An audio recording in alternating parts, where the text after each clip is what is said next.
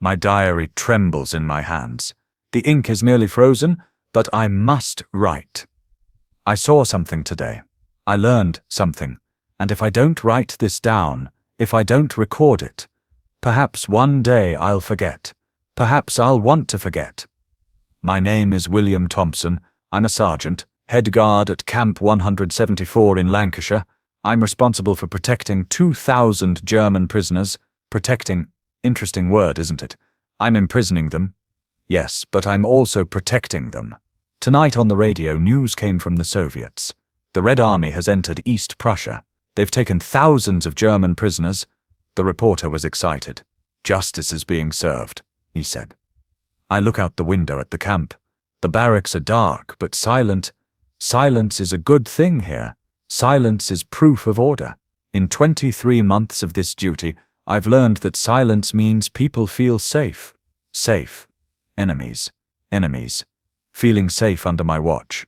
Perhaps I'm going mad. The train arrived at the station in Yorkshire. Pouring rain. Muddy ground. Muddy uniforms. Muddy faces. 200 German prisoners were getting off the cattle cars. They'd traveled 3 days from the French coast. I stood there, 36 years old, spent half the war in deserts, the other half doing this bloody prisoner guard duty on this island. I was senior. The commander wanted me visible. You'll address them first, Thompson, Major Thornton had said. You can speak German. Get the tone right. Firm but fair. I understood. I knew the tone. I'd learned it in North Africa. Too soft and they'd see you as weak. Too hard and you'd have a revolt. Middle ground. Always the middle ground. But that morning, that rainy morning, I saw them for the first time, really saw them.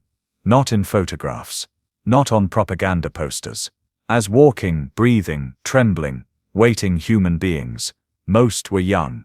18, 19, 20. There was an expression on their faces mixing exhaustion and fear. The expression of men who've lost the war. Achtung, I shouted. Attention. A military order. Universal language. They stopped. Disorganized, but they stopped. You are now prisoners of the British Empire. The rules will be explained to you. You will be given water. Then you will be taken to the camp. Those who cooperate will be treated correctly. Those who cause trouble will be disciplined. Understood. My German was terrible. Back then. But they understood. Heads nodded. Then a voice from the third row. Will you kill us? A young voice. Perhaps 19. Blue eyes, blonde hair. But trembling with fear. Are you asking if you'll be killed? Yes, sir. It was an odd moment. Around me, British soldiers with rifles. Before me, German prisoners, hands bound. And this boy was asking if I was going to kill them. No, I said. You won't be killed. You'll be treated. You'll work. You'll be treated. According to the Geneva Convention. If you follow the rules, you'll be safe until you go home. Was it a lie? I don't know. At that moment I'd convinced myself it was true. But a voice inside me said, these men killed your friends. These men bombed your cities. I silenced that voice. This was my duty. Taking prisoners. Protecting. Working them. Treating them like humans. That was the hardest part. I didn't know this at the time, of course.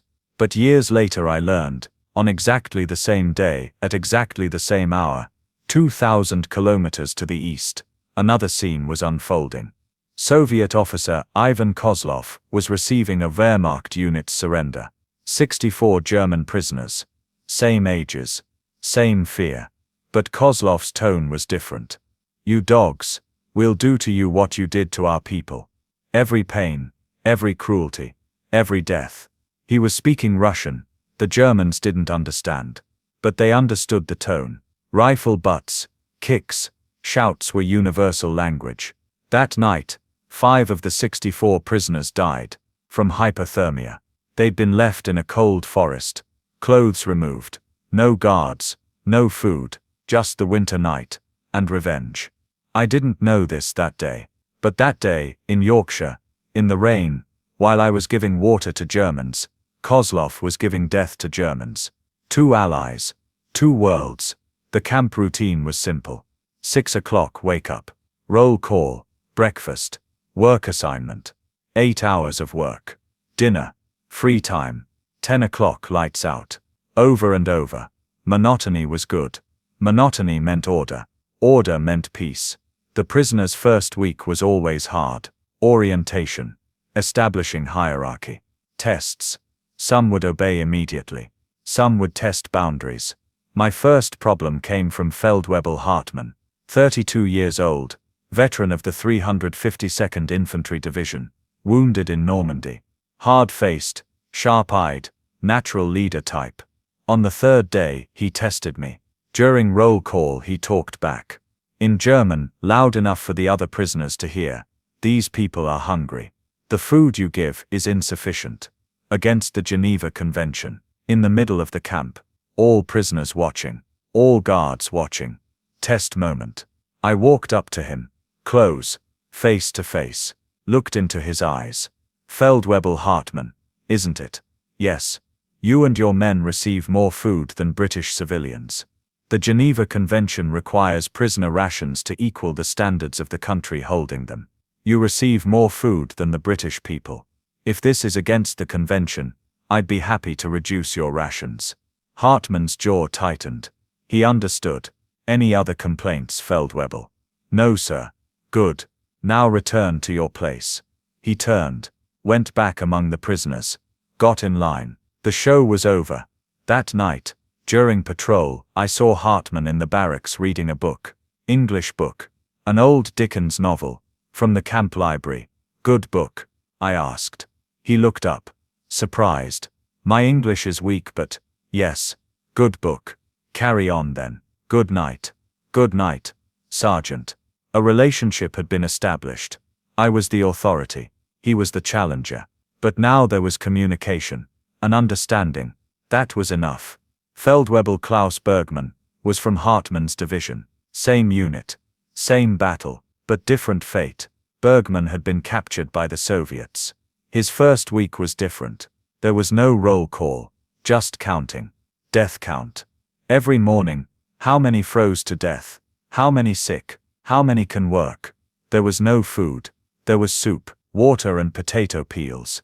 Once a day, maybe. There were no books. There was propaganda. Russian voices shouting through megaphones. Hitler abandoned you. The German army is defeated. Your family is dead. There was no communication. Just orders. And rifle butt blows. By the end of the first week, Bergmann had lost 10 kilos. His body was full of lice. There was no hope left in his eyes. Of the 64 prisoners alive that week, 52 remained, 12 dead. In 7 days, a woman named Margaret Sullivan came to the camp, mid-40s, broad-shouldered, sun-weathered face. She was a farm owner. Her husband died at Tobruk, her son missing in Normandy. She looked straight at me. I need 2 men, Sergeant. For harvest, potatoes and beets. 8 weeks of work. They'll work hard. I'm not an easy woman. I understand, Mrs. Sullivan. I hate your Germans. Know that. But my fields need saving, and I have no British workers. They're all at war. I'll find you 2 men. I chose Hartmann and another prisoner. Weber, 24 years old, from Berlin. An accountant. Both intelligent, reliable. You'll work at Mrs. Sullivan's farm. I told them. 8 weeks, 8 hours a day. You'll receive extra food. But be careful. Mrs. Sullivan's husband and son were killed by your army. Be respectful. Keep your distance. Don't cause trouble. Understood. Understood. Sir. The first day I drove them in the truck. Sullivan's farm was small but well maintained. Barn, 2 fields, potato storage, vegetable garden. Before the war it probably employed 3 men. Now Margaret was alone. There are the fields, she said, pointing. Potatoes to be dug, by hand. Then beets. Then carried to storage. Questions? Hartmann murmured in German. Weber translated. Feldwebel Hartmann asks, why are you teaching us the work? Why not just order? Margaret looked long at Hartmann. Then because if you do it incompetently, my crops are ruined. I care about my crops. I don't care about you. But to save my crops, I need to teach you. That's simple, straightforward, clear boundaries. The foundation of the relationship was laid. The first week Margaret was silent. She showed the work, gave orders, checked results. Hartmann and Weber worked, wordlessly, exhausted, but they worked. The second week Margaret started making tea at lunch. 3 cups, 1 for herself, 2 for the prisoners. She said nothing, just left the cups on the ground, went back to the house. The third week Hartmann said something in German. Margaret turned to me. What's he saying? Weber translated. He's thanking you for your food. Margaret's face tensed. Then I don't want thanks, just work. But that evening, as I was loading them into the truck, Margaret reached into her pocket and tossed 2 apples to Weber. There were extras, she said. I said nothing. Margaret asked while serving tea. Why do you do this, Thompson? You treat them well. I see it. Firm but fair. Other guards. Different. Some hate. Some don't care. You care. Why, I thought. First time anyone had asked this. Because it's my duty. Duty. Ha. Will duty bring your son back? No. But duty maintains order. And order keeps me sane. Sane. Yes. Because if I brutalize them, I become a brute. If I starve them, starvation consumes me. If I beat them, violence seeps into me. By treating them humanely, I protect myself. Margaret. Myself. Margaret nodded. Perhaps she understood. That night during barracks inspection, I saw Hartmann writing. Notebook. Pen by the light of a small candle. Keeping a diary. Yes, sir. Writing to family. Not a letter. Just for the future. If I go home, you'll go home. How do you know? Because I'm keeping you alive. That's my duty. And I'm good at my duty. Hartmann smiled. For the first time, Klaus Bergmann wasn't keeping a diary. There was no pen, no paper, no hope. He worked 12 hours a day, logging, with an axe. Barefoot, in freezing temperatures.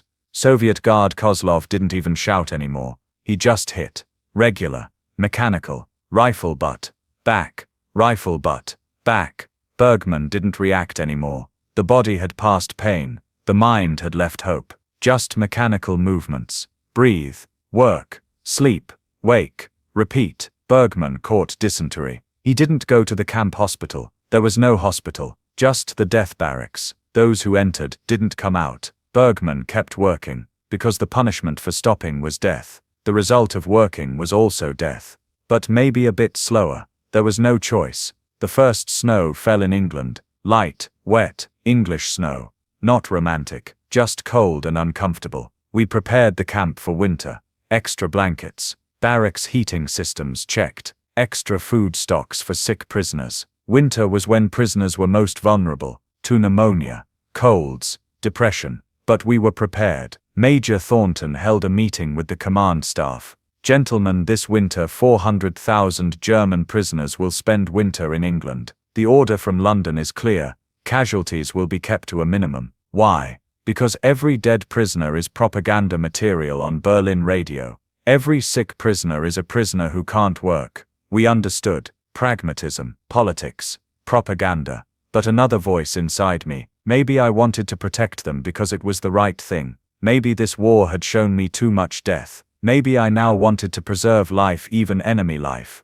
I don't know. Something incredible happened that Christmas Eve. We gave the prisoners permission for Christmas services, Protestant and Catholic, in 2 barracks. No priest, of course. But the prisoners had organized among themselves. At 8 o'clock I was on patrol. Passing by the Protestant barracks I heard a sound, song, German, familiar melody, Stille Nacht, Heilige Nacht, silent night, holy night. I stopped, listened. Inside 60 German prisoners were singing, far from home, cut off from family, defeated, captive, but they were singing. The other guards had stopped too. Jenkins, Morrison, O'Brien, all of us there, outside the barracks, listening. When the song ended we applauded. I don't know why, reflex perhaps. But we applauded. The barracks door opened. Hartmann came out, saw us, stopped. Merry Christmas, I said in English. Fröhliche Weihnachten, he said. Jenkins pulled out a cigarette pack from his pocket, gave it to Hartmann. Christmas present, he said. Share it inside. Hartmann took it, bowed his head.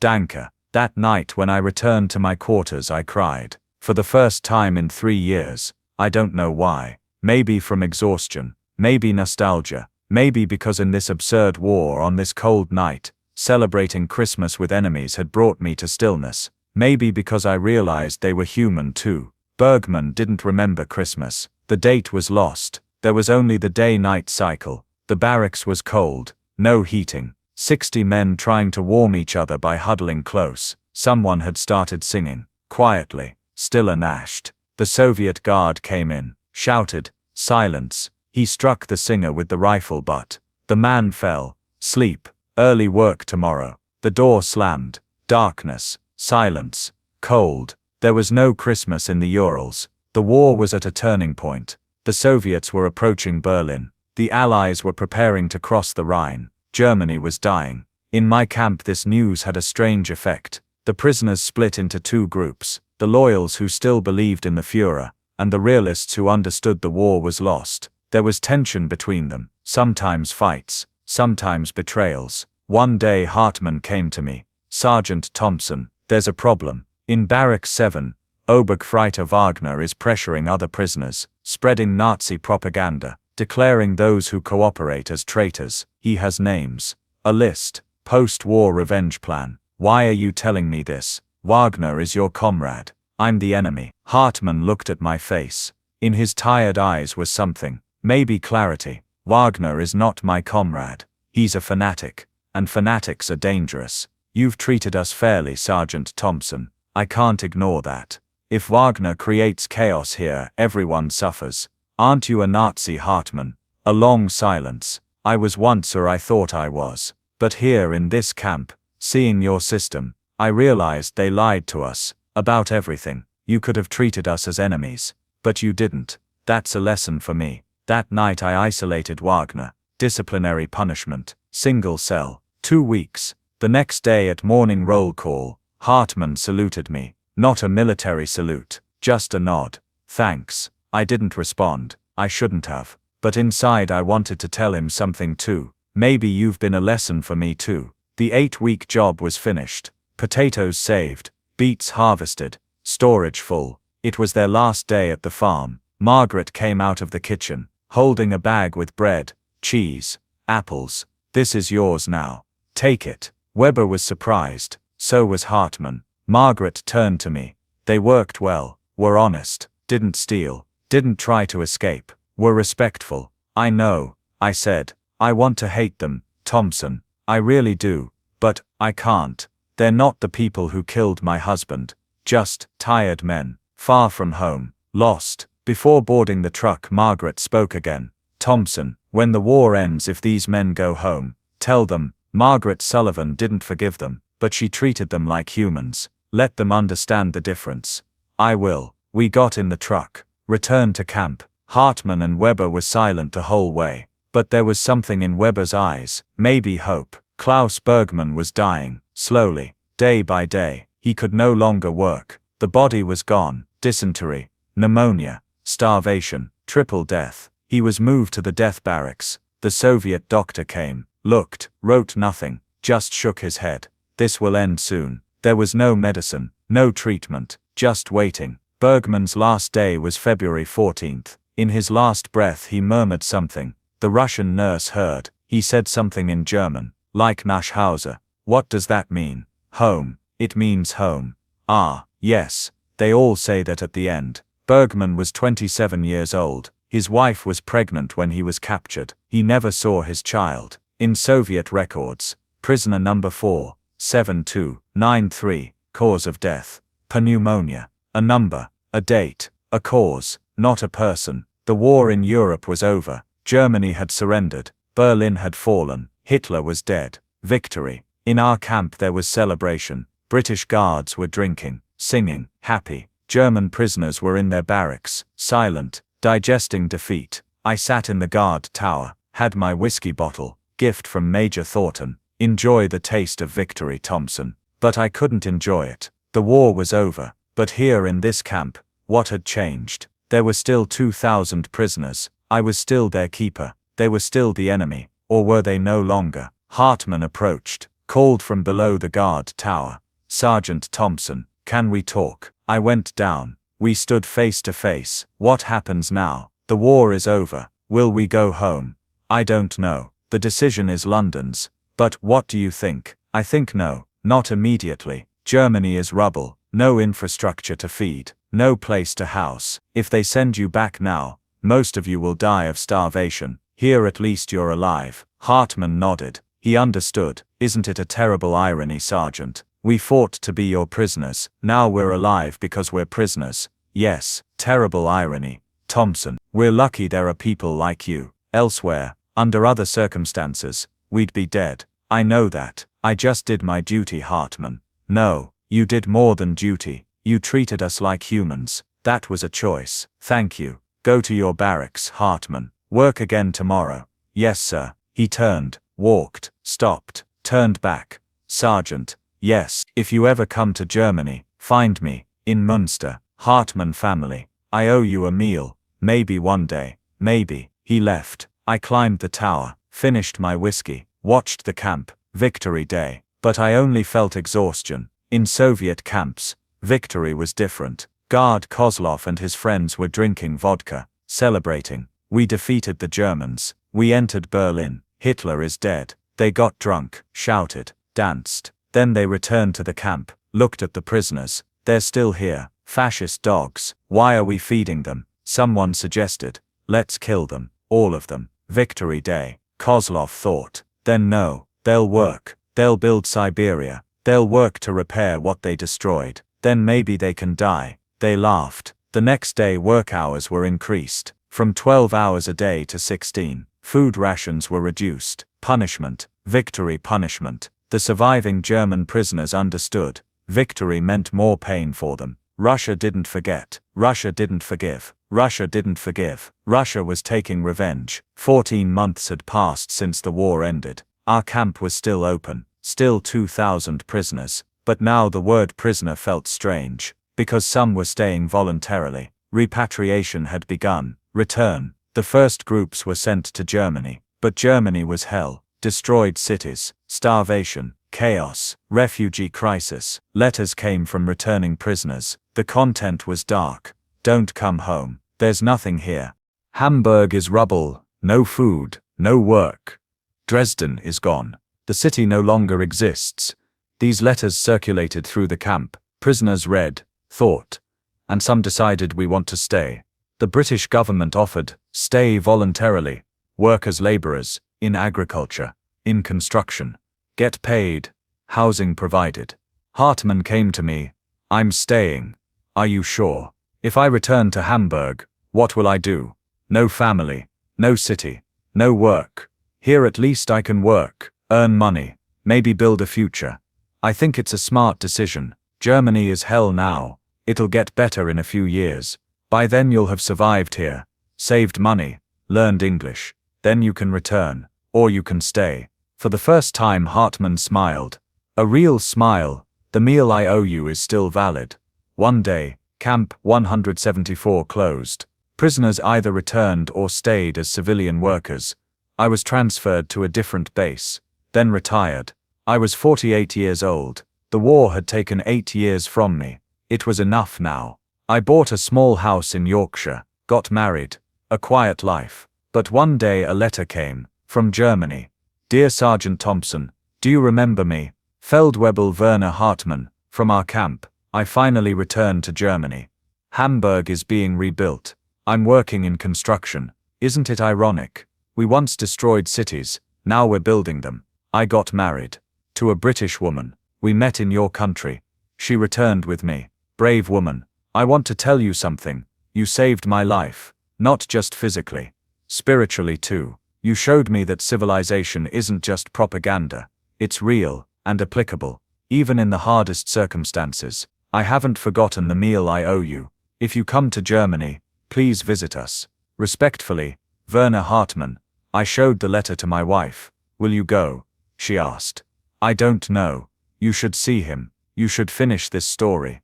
I saw Hartmann, at his home. Small but clean. His wife Elizabeth, British, from Manchester. She'd been a nurse, worked in one of the camps. That's where they met. We had dinner, simple but genuine. potatoes, meat, vegetables, beer. We talked about the war, the camp, our futures. Thompson, said Hartman, if there weren't people like you, I would have died as a Nazi. But your system, your approach showed me. There's another way. There's humanity. There's justice. There's civilization. I just applied the rules. Werner. No, you did more than the rules. You made choices. You chose discipline over hatred, justice over revenge. These choices changed me. Elizabeth added. Werner told me about his days in the camp. He remembers every detail. Margaret Sullivan, Christmas night, your conversations. These memories kept him human. You were all human anyway. I said, just in a terrible system. Yes, but systems change people. You showed a different system. I compared. And I chose. At midnight I left. Hartman shook my hand, then hugged me. See you, he said.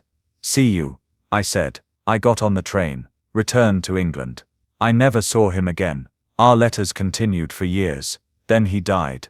In 2001, 82 years old. A long life. I didn't go to his funeral.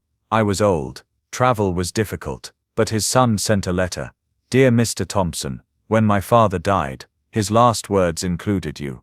Tell Thompson, he said.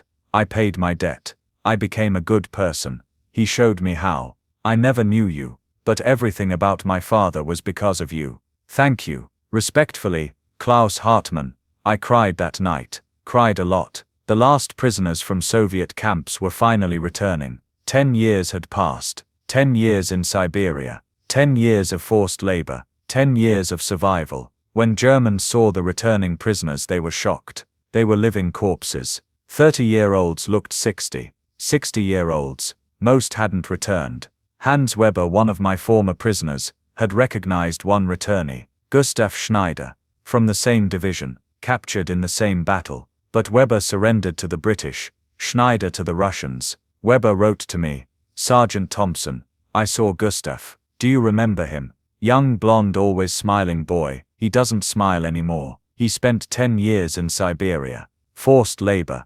starvation, disease, death all around. He asked me, how was your camp? I told him, the food, the treatment, the work conditions. Margaret, Christmas night, he cried. Why? He said. Why were some of us treated like humans, some like animals? I had no answer. But then I realized we were lucky because there were people like you. Not the system, you, your choices. I asked Gustav, was there someone like Thompson in your camp? No, he said. There was only Kozlov. I learned the statistics years later. German prisoners returning from British camps, approximately 400,000. Death rate, below 1%. Disease rate, low. Voluntary stay rate, approximately 25,000. Reintegration, high. German prisoners returning from Soviet camps, approximately 3 million. Death rate, 35 to 40%, approximately 1 million dead. Disease rate, very high. Voluntary stay 0. Trauma, permanent. 2 allies, 2 systems, 2 outcomes. A historian came, young, eager, doctoral student, writing a thesis on prisoner of war camps. Mr. Thompson, why do you think the British camps were successful? Were they successful? Statistically, yes. Low death rate, high productivity, minimum revolt, post-war integration good. Statistics don't tell everything, young man. So how would you tell it? I thought. I was 80 years old. My memory was still sharp. Memories still vivid. We made a choice. A pragmatic choice. If we treat prisoners well, they cause less trouble. They work more. Our POWs are also treated better. Logical. Was it just pragmatism? No. There was something else. What was it? Self-respect. We're Britain. Empire. Civilization. If we behave like the Nazis, what difference is there between us and them? By treating them humanely, we showed we're different. We're civilization. Did you personally never hate? I stopped. A long silence. I did. Of course I did. I lost friends. My cities were bombed. Every morning when I woke up, I'd think these men are the enemy. But then I'd think, if I hate, hatred controls me. I didn't want to be controlled by hatred. I wanted control. My own control. And the result is this. Some of my former prisoners became my friends. We write letters, we visit. They taught me the enemy is human too. I taught them civilization can exist, even in war. If you compare with the Soviets chose a different philosophy: revenge, punishment. They made the Germans suffer Russia's pain, understandable. But the result? Millions dead, trauma, hatred, for generations. So yours was better. I think so, but history decides. Before Hartmann's death I received his last letter. Dear William, I can call you by your name now, I suppose. 57 years have passed. Long enough. I'm dying. The doctors say a few weeks left. I'm ready. I lived a long life. A good life. But I want to thank you one last time. In 1944, in Yorkshire, on that rainy day, I was a dead man, spiritually dead. Everything I believed was a lie. There was no future. Then I came to your camp, and you showed me life can continue, humanity can continue, even between enemies. Margaret taught me farming. You taught me justice. Elizabeth taught me love. Now I'm dying, but as a good person. I'm a father, a grandfather, a friend, a neighbor. I didn't die as a Nazi. I'm dying as a human. That was your gift, William. Thank you. Farewell, Werner. I cried. Again. I'm closing my diary today. Not much left to write. Memory is fading. Hands are trembling. But the story is complete. What did I learn in these 60 years? 1. Humanity is a choice. Not natural, not easy, but necessary. 2. Enmity is temporary. Humanity is permanent. 3. Civilization is resisting difficulty. In easy times, everyone can be civilized. Remaining civilized in hard times is the real test. 4. Revenge gives temporary satisfaction. Justice brings lasting peace. 5. War is inevitable sometimes, but how we behave in war shows who we are. What did I do at camp?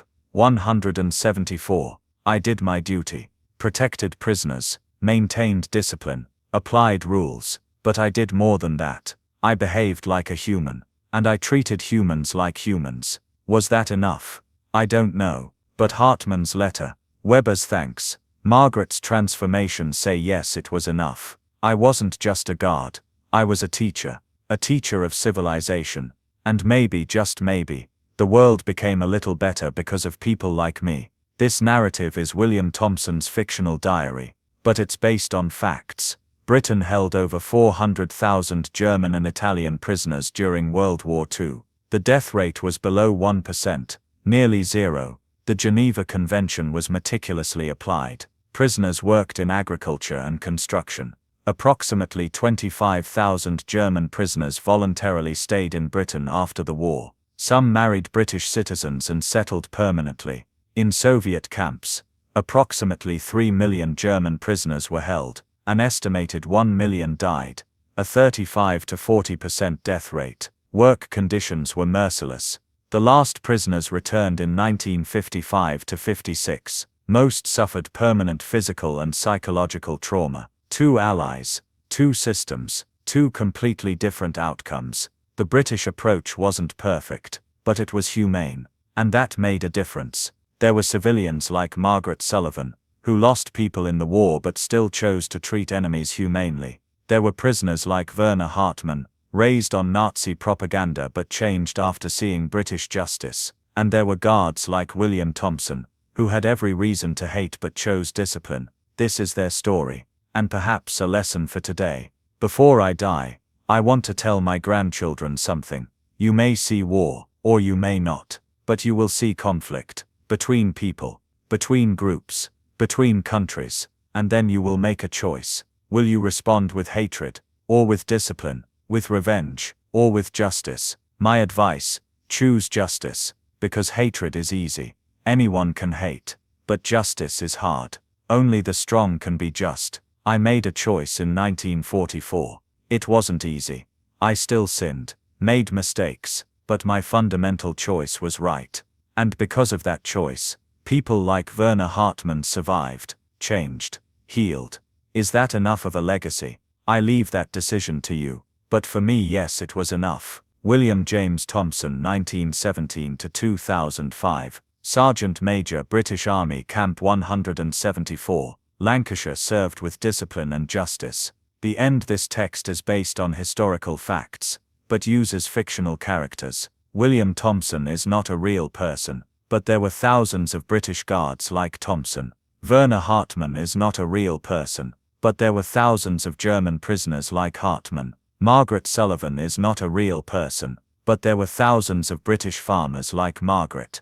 Klaus Bergmann is not a real person, but millions of German prisoners like Bergmann died in Soviet camps. The statistics are real, the system is real, the results are real, and the lesson is real. Civilization is a choice, always, everywhere, for everyone. You can choose too. What will you choose? History's greatest victories are not won on the battlefield, they are won in the heart of humanity. Anonymous British Guard, 1945.